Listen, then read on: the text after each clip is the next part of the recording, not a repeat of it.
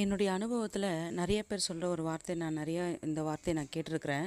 நான் நிறைய காரியங்கள் நினச்சி பார்த்துருக்கேன். ஆனால் நான் நினச்சது ஒன்று, ஆனால் நடந்தது ஒன்று. நான் நினச்சி கூட பார்க்கலங்க. ஆனால் இவங்க என்னை வந்து பார்த்தாங்க அப்படின்னு சொல்லி நம்ம பார்க்குறோம். அந்த வார்த்தைகள் நம்ம கேட்குறோம். நம்ம இந்த இடத்துக்கு போகணும் அப்படின்னு நான் நினச்சி கூட நினைக்கலங்க. ஆனால் இந்த இடத்துக்கு நான் போனேன். நான் இந்த இடத்துல அந்த காரியத்தை செஞ்சேன் அப்படின்னு சொல்லி சொல்லுவாங்க. நம்ம நினைக்காததோ, நம்ம செய்யாததோ, நினைக்காத எல்லா காரியங்களும் நமக்கு நடக்குதா? ஏசாயா 55:8 இப்படி சொல்கிறது, என் நினைவுகள் உங்கள் நினைவுகள் அல்ல, உங்கள் வழிகள் என் வழிகளும் அல்லவென்று கர்த்தர் சொல்கிறாருங்க. இன்றைக்கி கர்த்தர் நம்மக்கிட்ட சொல்கிறாரு, நீங்கள் நினைக்கிறபடியாக நான் நினைக்கிறதில்ல, நீங்கள் நடக்கணுன்ற போகிற வழியபடியாக என்னுடைய வழிகள் அல்ல என்று சொல்லி கர்த்தர் சொல்கிறாருங்க. நீங்கள் நினச்சபடி நடந்தால் உங்கள் கண்ட்ரோலில் நீங்கள் இருக்கிறீங்க. கர்த்தர் நினச்சது உங்கள் வாழ்க்கையில் நடக்குதுன்னு சொன்னால் உங்கள் வாழ்க்கை கர்த்தர் கண்ட்ரோலில் இருக்குதுங்க. அதனால் நீங்கள் நினச்சது நடக்கலன்னு கவலைப்படாதீங்க.